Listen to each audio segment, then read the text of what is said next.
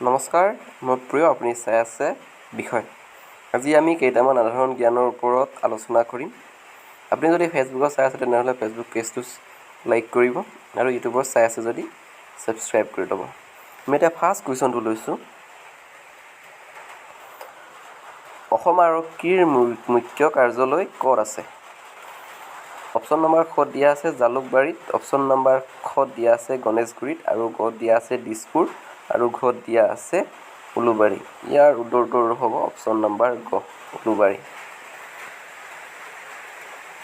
আমি এতিয়া ছেকেণ্ড কুৱেশ্যনটো লৈ আহিছোঁ। শৰাইঘাট যুদ্ধৰ সময়ত মোগল সম্ৰাট কোন আছিল? অপশ্যন নম্বৰ খ দিয়া আছে ঔৰংজেব, আৰু অপশ্যন নম্বৰ খ দিয়া আছে জাহাংগীৰ, ঘ দিয়া আছে বাবৰ, ঘ দিয়া আছে আকবৰ। ইয়াৰ উত্তৰটো হ'ব ঔৰংজেব।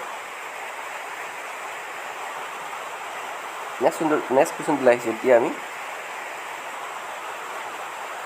ভাৰতীয় সংবিধানত মুঠ কেইটা অনুচ্ছেদ আছে?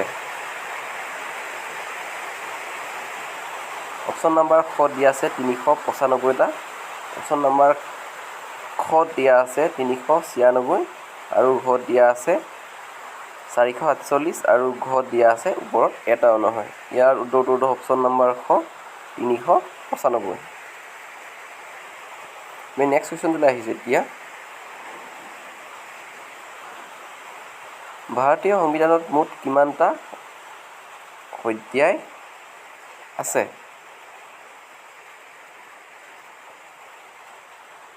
অপশ্যন নম্বৰ খ দিয়া আছে 12টা, আৰু খ দিয়া আছে 22টা, ঘ দিয়া আছে 25টা, আৰু খ দিয়া আছে 10টা।